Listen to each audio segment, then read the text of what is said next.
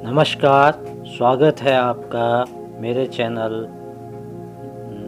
Narendra the story teller पर।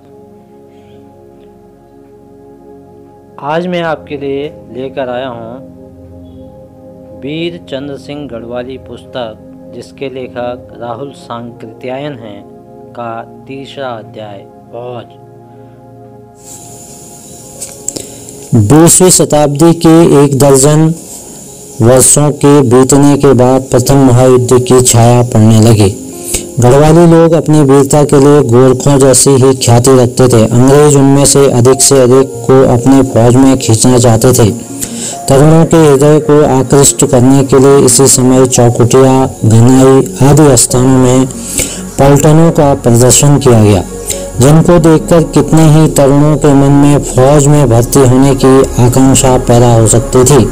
पर उससे बेगार में जो लोगों की तबाही हो रही थी, इसकी कौन जानता था। जब कोई गढ़वाली सैनिक किसी गढ़वाली परिवार में आता तो बर्दाश्त प्रथा के अनुसार उसका बहुत स्वागत किया जाता। जब अपने ही जिले के तरुण सैनिकों का अच्छे कपड़े पहनकर बैंड के साथ घूमते देखता तो कौन तरुण था जिसके मुंह में पानी न आ जाता। चंद्र सिंह के हृदय में भी उसी समय फौज के प्रति आकर्षण पैदा हो गया। यूरोप के पूंजीवादी राष्ट्र दुनिया की मंडियों को बांट चुके थे। जर्मनी बांट के समय पीछे रहे। आधुनिक ढंग के उद्योग धंधों में यूरोप के किसी देश से भी पीछे न रहते। अपने को मंडियों से वंचित देख रहा था। उसको अपने सैन्य बल और विद्या बल का भी अभिमान था। वह क्यों बर्दाश्त करने लगा कि दूसरे यूरोपीय पूंजीवादी देश दुनिया की सारी मंडियों को अपने हाथ में रखें और मेरे लिए सब जगह प्रवेश निषिद्ध की तख्ती लटकी मिले। मंडियों पर अधिकार अब तलवार के बल पर ही हो सकता था। 20वीं शताब्दी के दोनों महायुद्धों की लड़ाइयों का असली कारण यही था। चंद्र ने प्रथम महायुद्ध की लड़ाई के कारण के बारे में यह भी सुन रखा था। हंगरी के कुछ शहजादे ऑस्ट्रिया गए। वहां के किसी बदमाश ने उन शहजादों को मार डाला। इस पर हंगरी सरकार ने ऑस्ट्रिया सरकार के सामने 2 मांगे पेश की। या तो हंगरी की पुलिस को ऑस्ट्रिया में मारे गए अपने शहजादों की हत्या के तहकीकात के लिए जाने दो, या अपने आला एहलकारों को हमारे यहाँ मुकदमे के लिए भेज दो। अगर यह नहीं किया तो लड़ाई के लिए तैयार हो जाओ। ऊपर की दोनों शर्तें ऑस्ट्रिया को मंजूर नहीं थी, इसलिए दोनों मुल्कों में लड़ाई छिड़ गई। जर्मनी ने हंगरी की मदद के बहाने ऑस्ट्रिया पर धावा बोल दिया, पर बीच में पहाड़ों के होने के कारण रास्ता नहीं मिला। इस पर जर्मनी ने बेल्जियम और फ्रांस से रास्ता मांगा। बेल्जियम ने रास्ता नहीं दिया तो उसे कुचल कर जर्मनी ने फ्रांस में दाखिल होना चाहा। ऑस्ट्रिया के युवराज और युवरानी की सराजीदा में हत्या हुई थी। उसने पहले ही से तैयार बारूद की मैगजीन में चिंगारी का काम किया।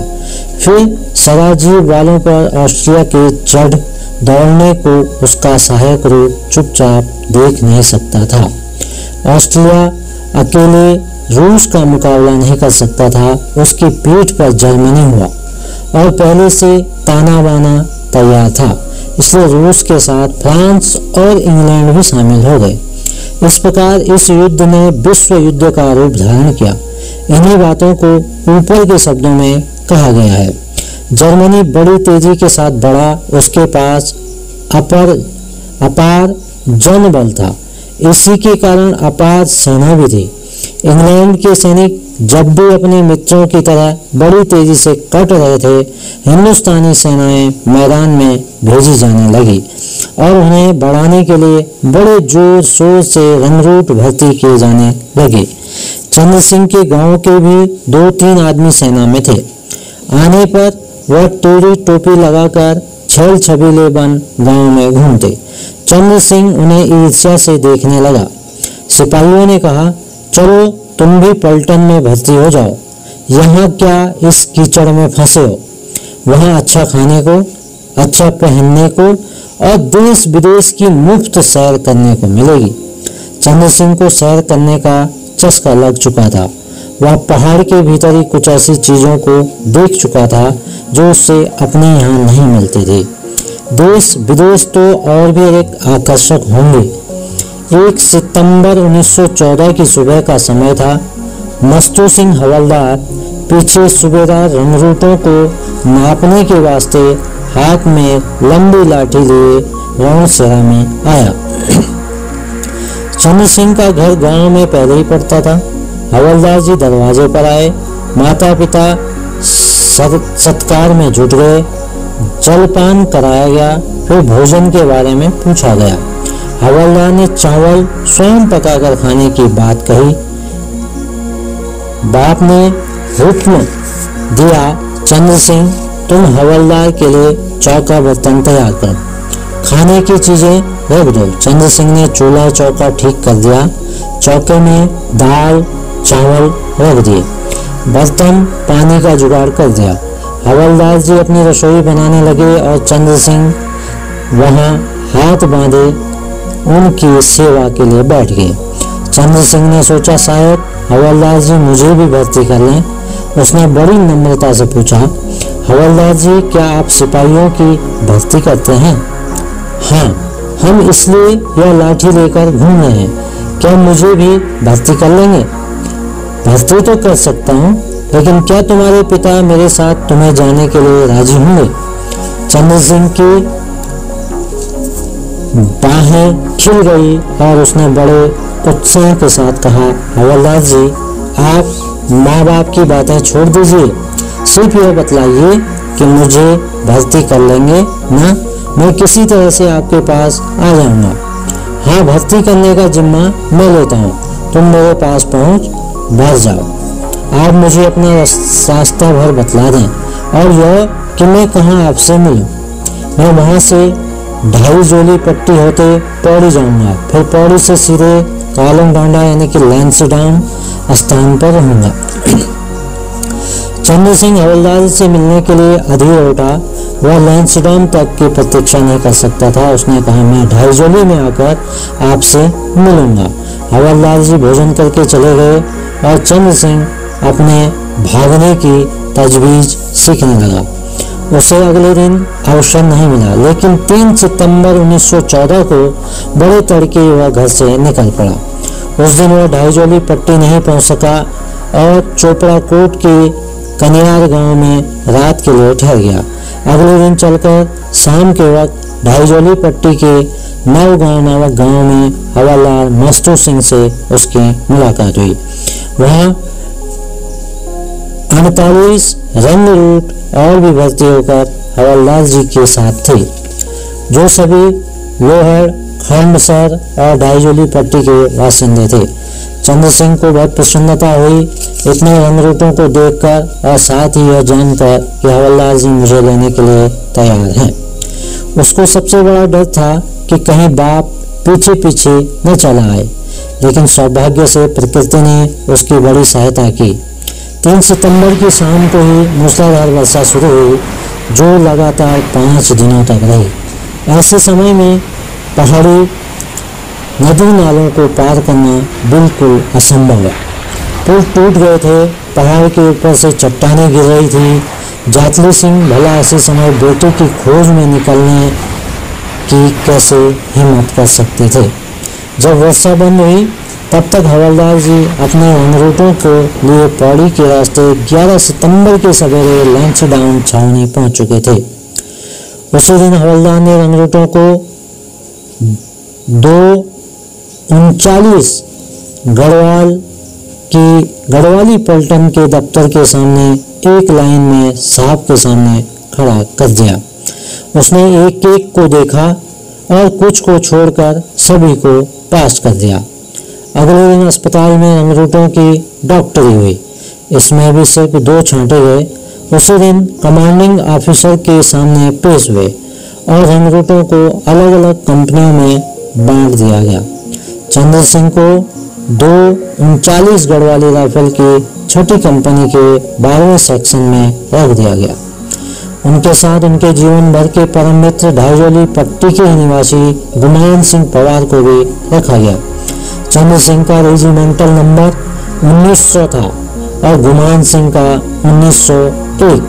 चंद्र सिंह ने अपने मित्र के बारे में लिखा है, गुमान सिंह सच्चा और सज्जन आदमी है। हम 7 साल एक साथ रहे। इसमें शक नहीं कि हम एक माँ बाप के बेटे नहीं थे, लेकिन प्रेम में सगे भाइयों से कम नहीं थे। हर प्रकार से हम एक दूसरे की मदद करते थे।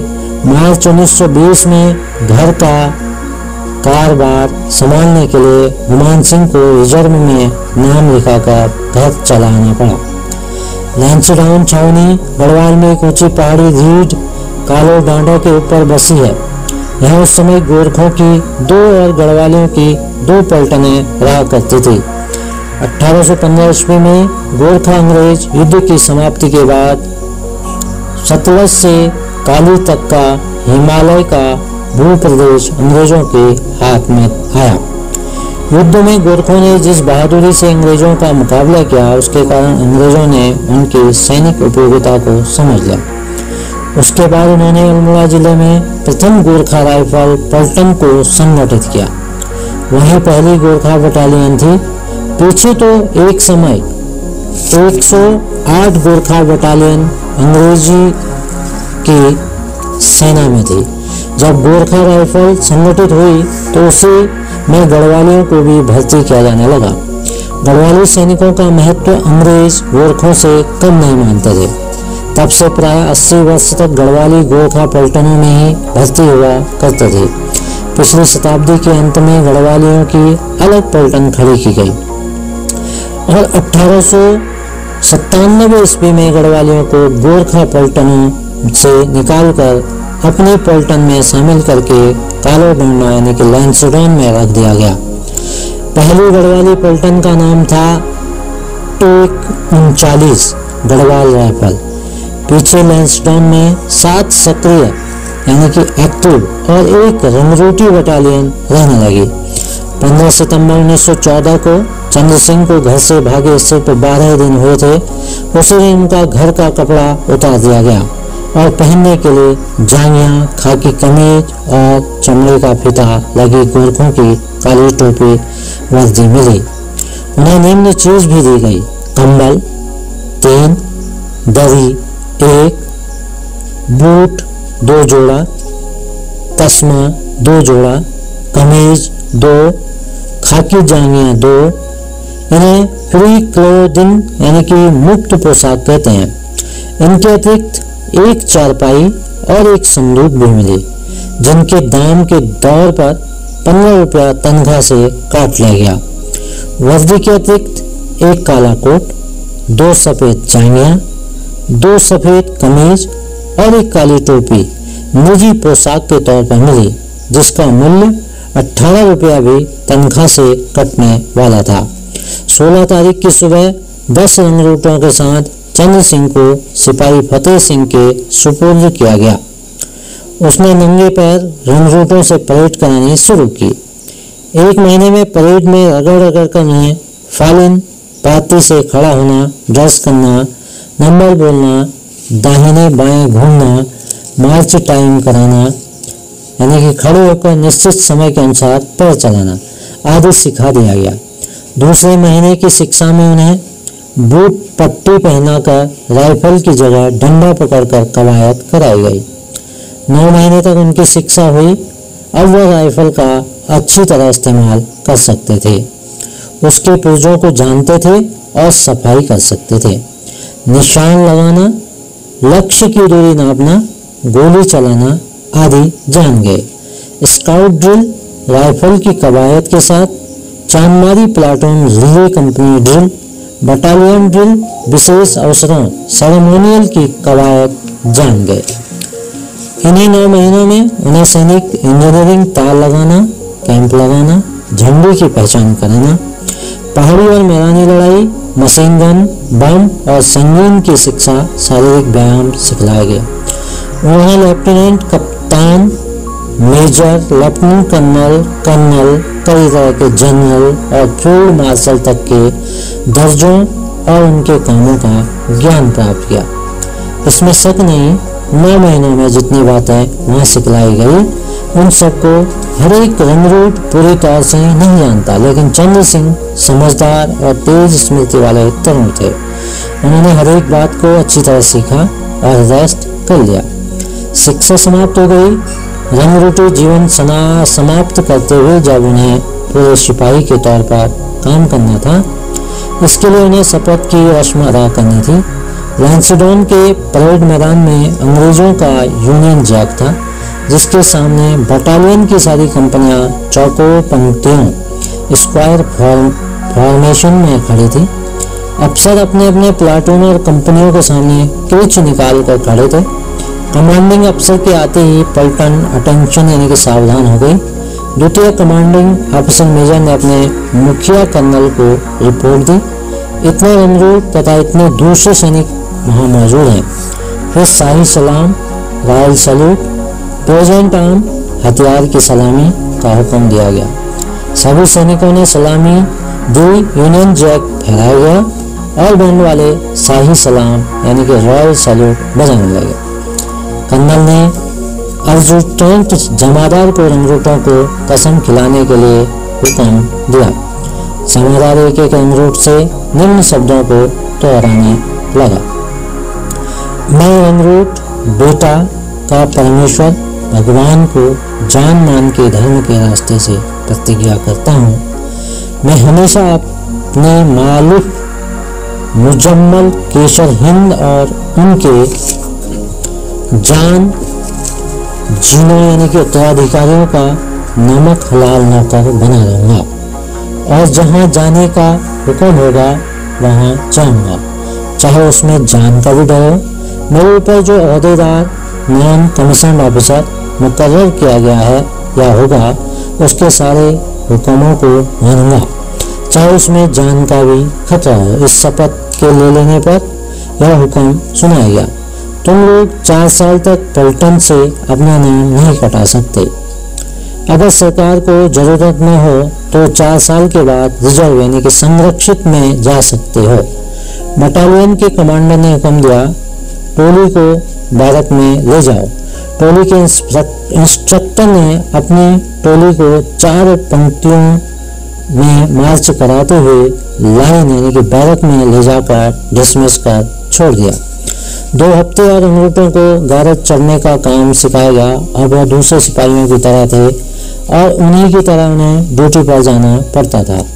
कसम खाने के दिन पूरे सिपाही बनने की खुशी में रंगरूटों ने मिठाइयाँ बांटी, सड़क पर मार्च किए।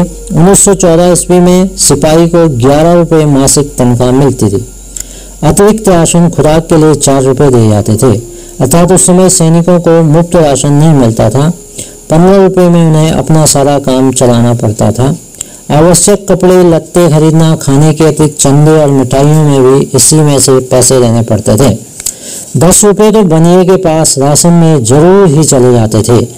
कवायद परेड में काफ़ी शारीरिक परिश्रम होता है, जिसके कारण जवानों को भूख लग जाती और खाने के लिए वह हलवाई के पास दूध जलेबी लेने चले जाते।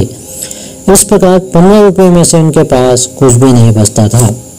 पिता को अब मालूम हो गया था कि बेटा पलटन में भर्ती हो गया। अब उसे किसी तरह से घर ले आना संभव नहीं। बाप को बेटे को देखने की इच्छा हुई। छावनी के भीतर मिलने के लिए माँ बाप को भी जाने की इजाज़त नहीं थी। सैनिकों को बाहरी हवा से बचाने की जबरदस्त कोशिश की जाती थी। अगर किसी सिपाही का कोई संबंधी आए तो उससे ठहराने के लिए लैंसडाउन में कालेश्वर महादेव के मंदिर के पास 2 धर्मशालाएं बनी थी। घरवाले आकर धर्मशाला में ठहर जाते। जातली सिंह भी आकर वहीं ठहर गए। धर्मशाला में पलटन का एक सिपाही तैनात रहता था, जिसका काम एक और लाइन के भीतर किसी बाहरी आदमी को जाने से रोकना था। दूसरा काम सिपाही को उसके संबंधी के आने की खबर भी देना था। पिता के आने का खबर सुनकर चंद्र सिंह को बड़ी प्रसन्नता हुई, लेकिन वह अपनी इच्छा के अनुसार मिल थोड़े ही सकते थे। इसके लिए सेक्शन के कमांडर और टोली के कमांडर की खुशामद करनी पड़ी। बड़ी मुश्किल से सिर्फ 1 घंटे के लिए छुट्टी मिली, क्योंकि उसी के बाद हाजिरी यानी कि रोल कॉल होने वाली थी। पिता 40 मील की पहाड़ी यात्रा करके कितनी चढ़ाई उतराई पार करके धर्मशाला में पहुंचे थे। थकावट के मारे वह सो गए थे। चंद्र सिंह उन्हें उनके उठने तक की प्रतीक्षा नहीं कर सकते थे। उन्हें उठाकर कुशल मंगल पूछा। बाप ने बतलाया, यहाँ है मुझे आधा दिन बीत गया। चंद्र सिंह को परेड से लौटने के बाद 6 बजे खबर मिली थी। वह 7 बजे बाप के पास पहुंचे थे। उनके मन में ख्याल आ रहा था, मैं तो लाइन में पलंग और बिस्तर पर सोता हूँ और मेरा बाप धर्मशाला की नंगी जमीन पर सो रहा है। लेकिन यह सब सोचने से क्या बनने वाला था। पहले पिता को खिलाना पिलाना जरूरी था। वह दौड़े बनिए के पास, वहाँ से मिठाई पूरी उठा लाए। सर्दी के दिन थे। 5000 फीट के ऊपर होने की वजह से लैंसडाउन में और भी अधिक सर्दी पड़ती है। वह दौड़कर 2 कंबल और अपना बिस्तर ले गए। पिताजी के रहने का जल्दी ठीक ठाक करके रोल कॉल के लिए वह बैरक में दौड़ गए। रात को नींद कहाँ। सबसे बढ़कर उनको अफसोस इस बात का था कि फौज की नौकरी करते 7 महीने हो गए, लेकिन मेरे हाथ में सिर्फ 5 रुपए हैं। इनमें से माँ और भाइयों के लिए क्या भेजूं। लड़ाई का समय था, मालूम नहीं कौन सी बटालियन कब यहाँ से चली जाए, इसलिए कोई बनिया अधिक कर्ज देने के लिए भी तैयार नहीं था। इसी 1.5 दिन में रात बीती। सवेरे बहुत सकुचाते शर्माते उन्हीं 5 रुपयों को लेकर चंद्र सिंह बाप के पास पहुंचे। बाप के हाथ में रुपए रख दिए। बाप ने हंसते हुए कहा, बस यही 7 महीने की कमाई। चंद्र सिंह की आंखों से आंसू गिरने लगे। मुंह से कोई बात नहीं निकली। पिता ने कहा, तुम्हारे रुपयों के लिए मैं नहीं आया हूँ, मैं सिर्फ तुमको देखना चाहता था। आने के 1 महीने के बाद तुम्हारी एक लड़की पैदा हुई, राजी खुशी है। अब वह 6 महीने की हो गई है। लाओ तुम्हारी कमाई में से उसी के लिए कुछ साथ ले जाता हूँ। यह कहकर बाप ने उनमें से 1 रुपया ले लिया और बाकी को लौटाते हुए कहा, खर्च पूरा नहीं पड़ता हो तो मैं घर से कुछ भेज दूं। बेटा इसके लिए कैसे कह सकता था। बाप घर का 4 सेर घी और माँ के हाथ की बनी मिठाइयाँ ले आए थे। उन्हें ले रोते हुए बाप को विदाई दे चंद्र सिंह बैरक में आए। उन्हें तुरंत ही परेड में हाजिर होना था। 1 जून 1915 को चंद्र सिंह की टोली को शपथ दी गई थी। 15 जून को उन्हें अपने दूसरे 75 आदमियों के साथ 15 दिन की छुट्टी मिली। पलटन को युद्ध क्षेत्र में जाना था, जहां से लौटकर आने की सबको संभावना नहीं हो सकती थी। इस छुट्टी में उन्हें अपने माँ बाप भाई बहन सभी संबंधियों से भेंट मुलाकात करनी थी। 13 जून को छुट्टी पाकर 12 बजे रात को चंद्र सिंह रवाना हुए। अंधेरी रात थी। उनके साथ लोहबा खंडसर के दूसरे भी 28-29 जवान थे, जिनमें उनका दोस्त चैत सिंह भी था। उस समय सारे देश में फ्रांस की लड़ाई का शोर मचा हुआ था। कितने सिपाहियों के मरने की खबर उनके घरों में आ चुकी थी और कितने ही स्वयं अंग भंग होकर वहां पहुंच चुके थे। गांव-गांव में लड़ाई की ही चर्चा थी। लोग पूछे, चंद्र सिंह क्या तुम भी लड़ाई में जाओगे। हाँ कहने पर वह अफसोस करने लगते। बहुत कम ऐसे थे जो बहादुरी की बातें कहकर हिम्मत बढ़ाते। दिवस जात नहीं लागत 12 चंद्र सिंह के साथ चले गए। प्रस्थान करने से 1 दिन पहले चंद्र सिंह ने अपनी पत्नी कलूली से कहा, मैं कल सुबह चला जाऊंगा, मेरे लिए तैयारी कर दो। तरुण पत्नी विवल हो गई, लेकिन उसे अभी लड़ाई की बातें मालूम नहीं थी। उसने अपनी सास के पास जाकर पूछा, जी देवमती के पिता क्या कल चले जाएंगे। सास ने कहा, हाँ बेटी, अब तो वह पराया हो चुका है, बलि का बकरा है, उस पर हमारा और तुम्हारा क्या बस। दोनों रोने लगे। पिता चबूतरे से उनकी बातें सुन रहे थे। दुख उनको नहीं हो रहा था, वह बात नहीं थी, पर वह रोना पसंद नहीं करते थे। उन्होंने झल्लाकर कहा, चुप रहो, तुम्हारे रोने से वह रुक नहीं सकता। रो रो कर तुम उसके दिल को दुखी न बताओ। जाने दो, अगर हमारा सच्चा पुत्र है तो कोई उसका बाल बांका नहीं कर सकेगा। पिता की बातों से चंद्र सिंह के हृदय में साहस का संचार हुआ। वह सोचने लगे, माँ और बाप में कितना अंतर होता है। दिल में तो ये भी रोते होंगे, लेकिन परिवार को अधीन न होने देने के लिए कैसी बातें कर रहे हैं। 28 जून 1915 का सवेरा आया। माँ ने अपने हाथों से जेठ बेटे को खाना खिलाया। उसके झोले में रास्ते के लिए आवश्यक कुछ चीजें रख दी। पिता ने आशीर्वाद देते हुए कहा, बेटा तुम खुशी से जाओ। मेरे सच्चे पुत्र होंगे तो जरूर लौट कर आओगे। तुम मेरे वीर पुत्रो, वीरों का काम रण में मरना ही होता है, योगी का सुधाम और सिपाही का एक राम। बेटा अपने देश और राजा के लिए मरना सबसे बड़ा धर्म है। दुनिया में जन्म लेने का फल यही है कि मनुष्य सुरगति पावे। इसी बीच लोग जमा होने लगे। पिता ने कहा, चलो अब देर न करो, कोई छींक देगा। माँ बाप भाई बंद 3 मील तक पहुंचाने आए। तब चंद्र सिंह ने माँ से कहा, माँ मेरी मंजिल तो बहुत लंबी है, अब मुझे आशीर्वाद देकर घर चले जाओ। माँ बाप ने बेटे के सिर पर हाथ रखकर आशीर्वाद दिया। चंद्र सिंह सोच रहे थे, अपने माँ बाप के सच्चे बेटे न मालूम कितने होंगे, लेकिन उनमें से कितना लौट कर आते हैं। लाइक कीजिए, सब्सक्राइब कीजिए, बेल आइकॉन को क्लिक कीजिए और शेयर कीजिए। धन्यवाद।